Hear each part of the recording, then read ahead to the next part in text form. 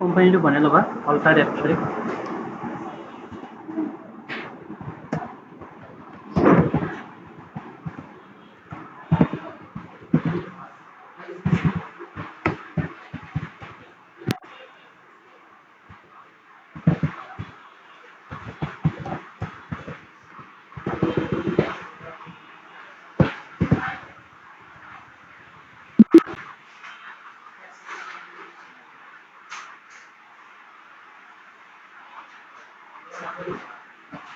পাছত বেয়া পাবা ইয়াতে কোম্পানীটোৰ নামটো আছেনে চাই ল'বা যিহেতু গোডাউন নাই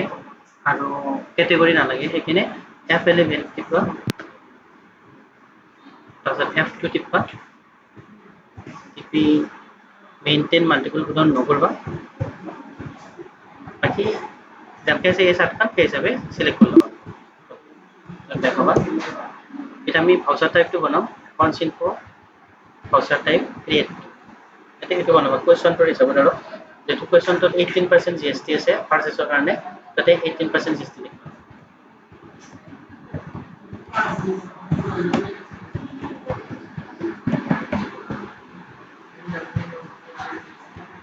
এটা পাৰচেজৰ কাৰণে বনাব কাৰণে পাৰচেজ প্লাস দুটা হ'ব এটা হ'ব GST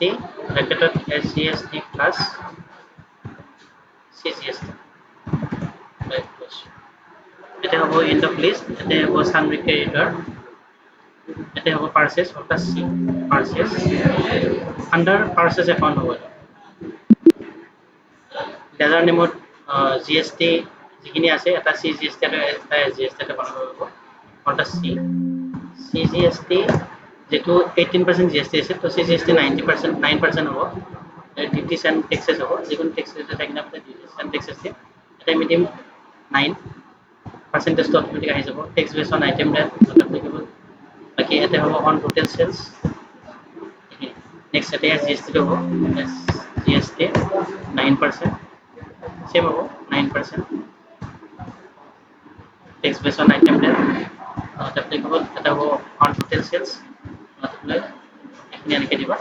next এটা হ'ব GST bracket IGST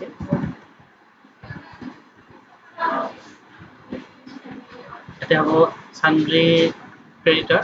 এটা হ'ব purchase লেজাৰ নেমত অল্টাৰ C লেজাৰ নেমত আমাৰ হ'ব IGST 18% হ'ব